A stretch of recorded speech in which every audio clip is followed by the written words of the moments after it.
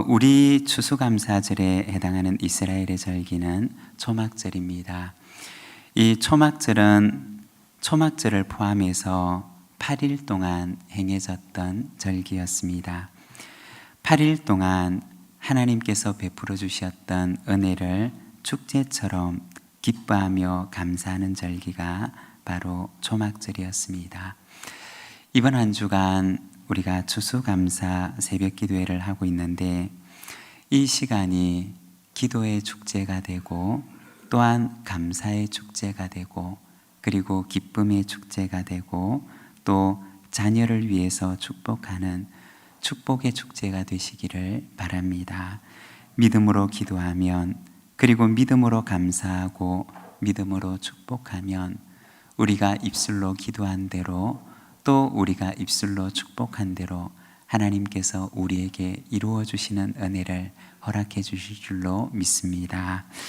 이번 한 주간 우리가 레위기 말씀을 함께 묵상하고 있는데, 레위기라고 하면 사실 우리에게 조금 어렵게 느껴지기도 하고 또 부담이 되기도 하는 말씀입니다.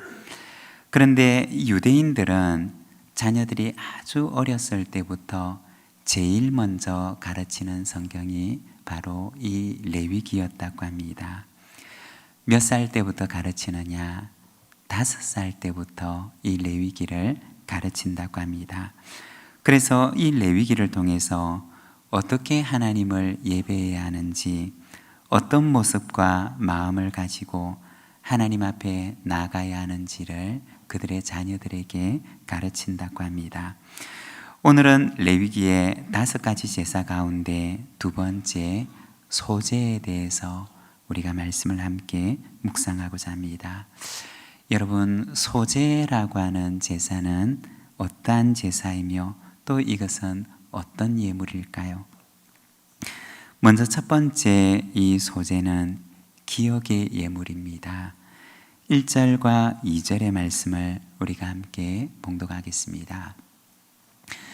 누구든지 소제의 예물을 여호와께 드리려거든 고운 가루로 예물을 삼아 그 위에 기름을 붓고 또 그 위에 유향을 놓아 아론의 자손 제사장들에게로 가져갈 것이요, 제사장은 그 고운 가루 한 움큼과 기름과 그 모든 유향을 가져다가 기념물로 제단 위에서 불사를 지니 이는 화제라, 여호와께 향기로운 냄새니라.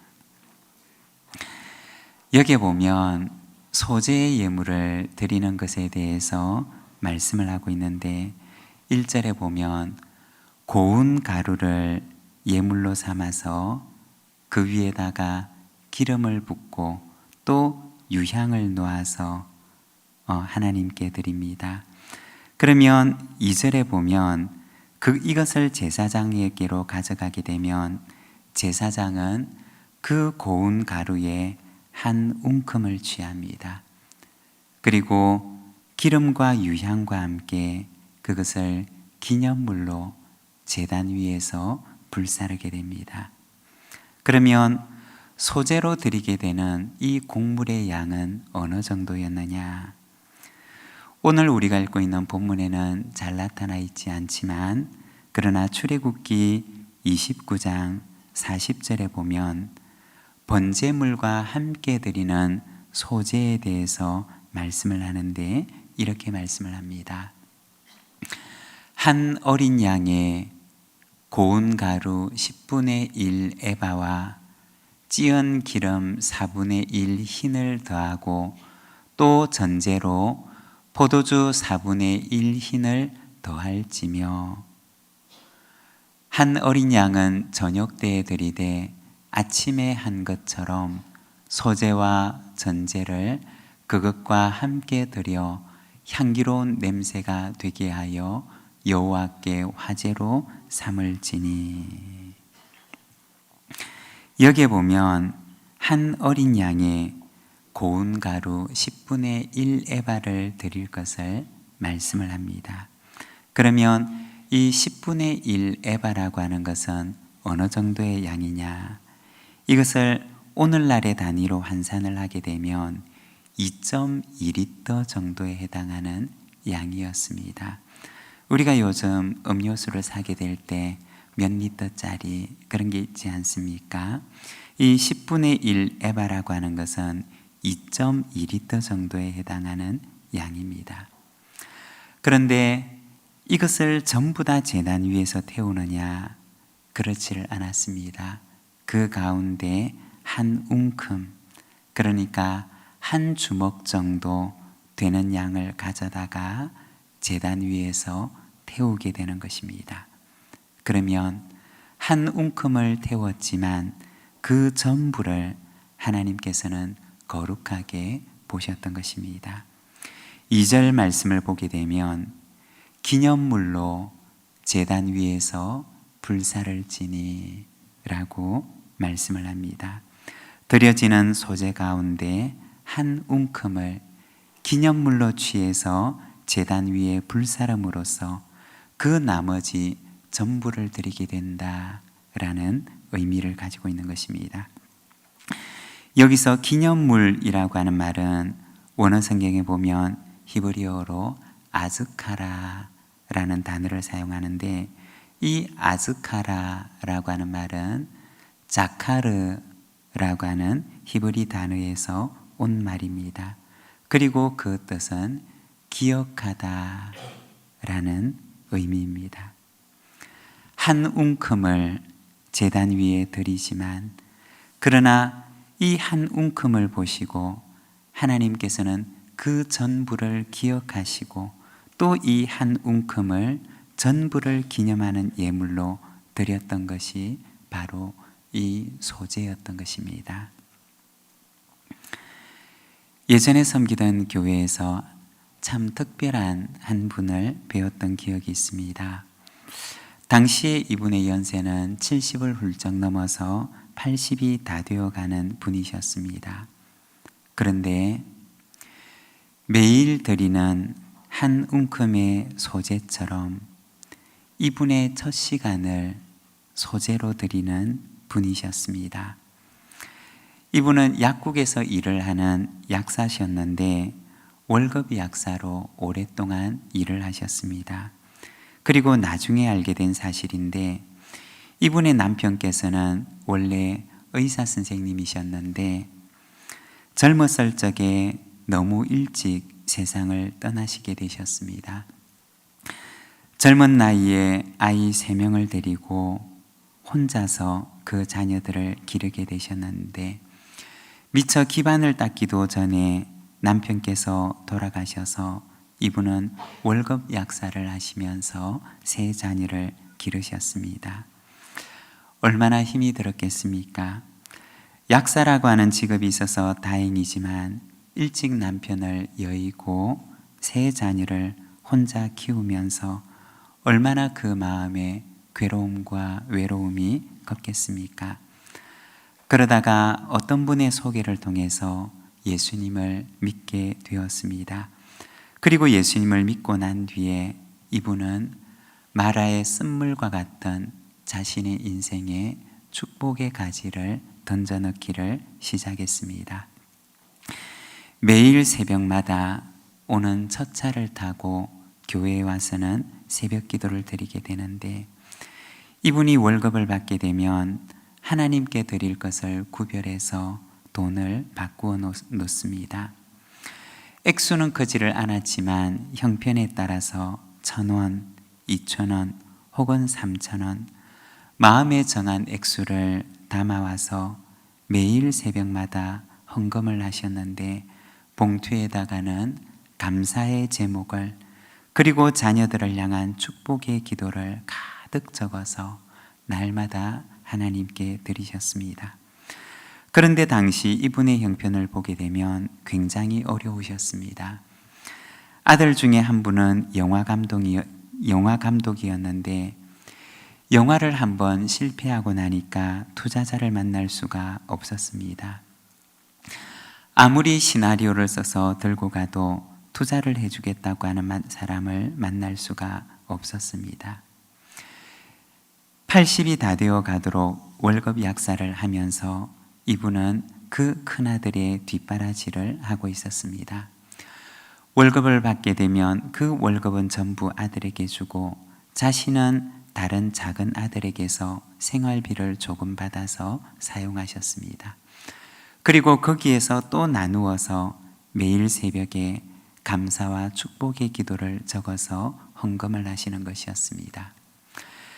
곁에서 이분을 보면서 드는 생각이 헌금을 하지 말고 차라리 본인의 생활비로 썼으면 좋겠다라는 생각이 들기도 했습니다.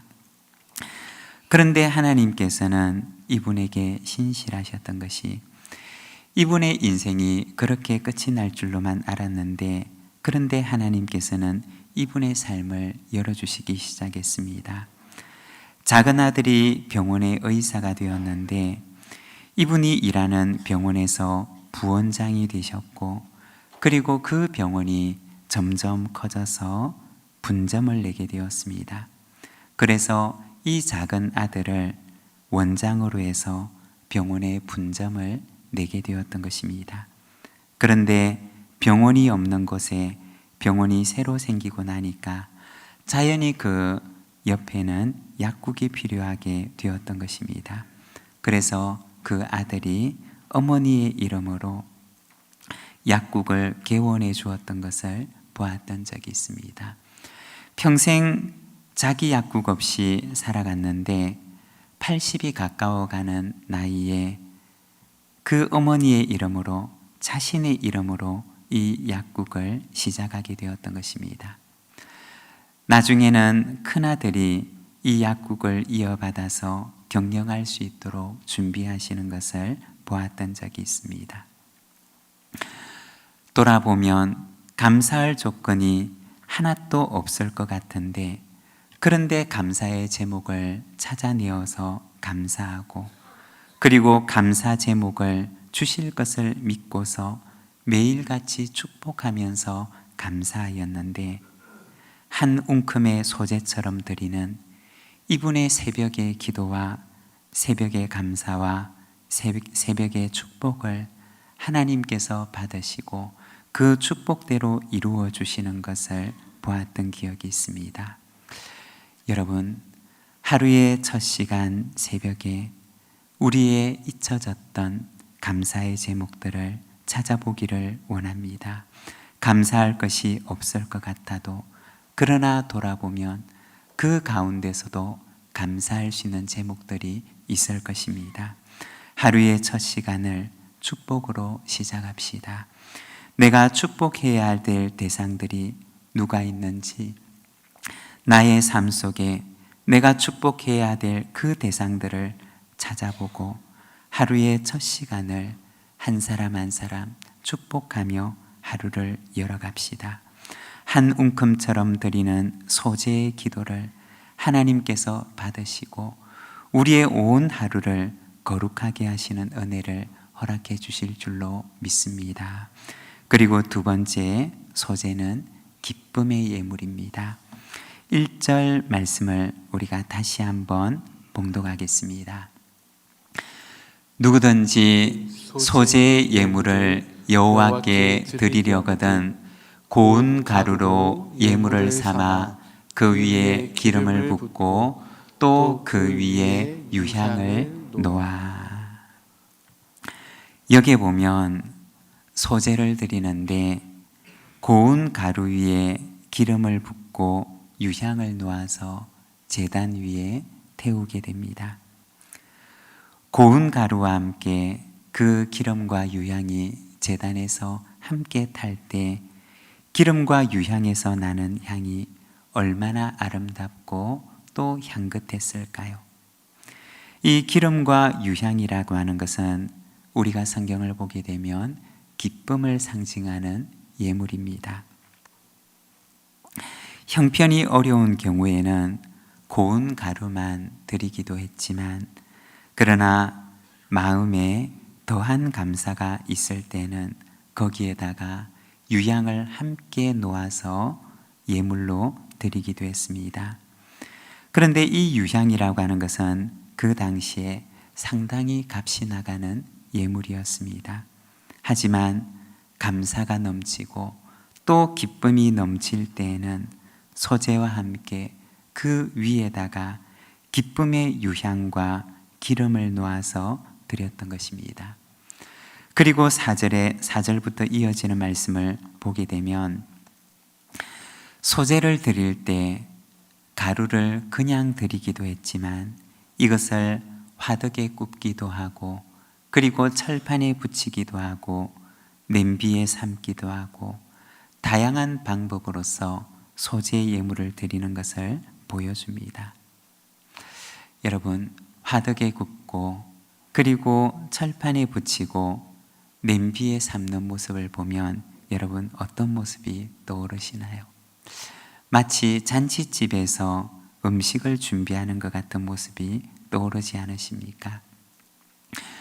소재의 예물은 아주 크고 그리고 또 비싼 예물이 아니었습니다. 평소 때 흔히 보는 예물이었고 그리고 평소 때 흔히 그들이 먹는 그러한 것들이었습니다. 때로는 형편이 허락지 않아서 많은 것을 드릴 수는 없어도 이것을 가지고 빵을 만들고 떡을 만들고 과자를 구워서 감사와 기쁨으로 하나님 앞에 나아갔던 제사가 바로 이 소재였던 것입니다. 천천의 순양과 만만의 강수 같은 예물보다 작은 떡 한 조각이라도 진정한 감사와 기쁨으로 드리는 예물을 하나님께서는 열납하신다는 것입니다. 외형이 아닌 진정한 감사가 우리 안에 넘치는 소재와 같은 예물이 되는 저희들의 삶이 되기를 원합니다. 그리고 세 번째 소재는 누룩이 없는 예물입니다. 11절 말씀을 우리가 함께 봉독하겠습니다. 너희가 여호와께 드리는 모든 소재물에는 누룩을 넣지 말지니 너희가 누룩이나 꿀을 여호와께 화제로 드려 사르지 못할지니라. 여기에 보면 소재를 드릴 때 넣어서는 안 되는 것에 대해서 말씀을 합니다. 여기에 보면 누룩을 넣지 말지니 라고 말씀을 합니다. 이 누룩은 무엇이냐? 이 누룩이라고 하는 것은 어떤 것이냐? 그것은 음식을 부패시키는 역할을 하는 것을 말하는 것입니다. 이것을 소재물과 함께 넣지 말 것을 말씀을 하고 있습니다. 우리가 성경을 보게 되면 누룩에 대해서 말씀을 하시는 것들을 우리가 간혹 보게 됩니다. 누가복음 12장 1절 말씀을 보게 되면 예수께서 먼저 제자들에게 말씀하여 이르시되 바리새인들의 누룩 곧 외식을 주의하라고 말씀을 하십니다. 그리고 마태복음 16장 6절과 12절에도 보면 예수께서 이르시되 삼가 바리새인과 사두개인들의 누룩을 주의하라 하시니 그제서야 제자들이 떡의 누룩이 아니요 바리새인과 사두개인들의 교훈을 삼가라고 말씀하신 줄을 깨달으니라.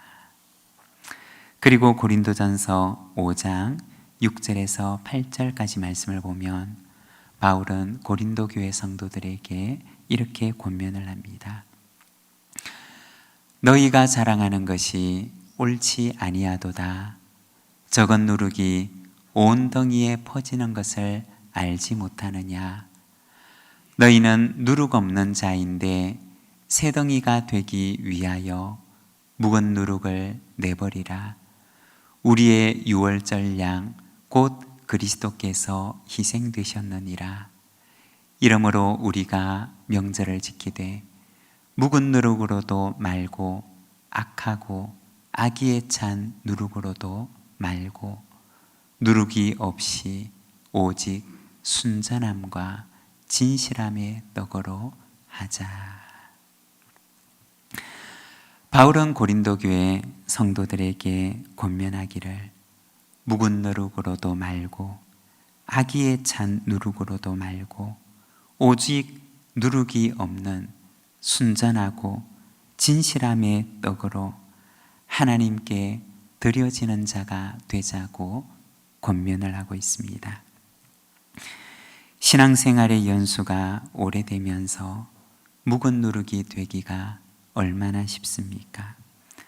거친 세상 속에 살아가면서 순전함과 진실함을 잃어버린 악의에 찬 누룩이 되기가 얼마나 쉽습니까?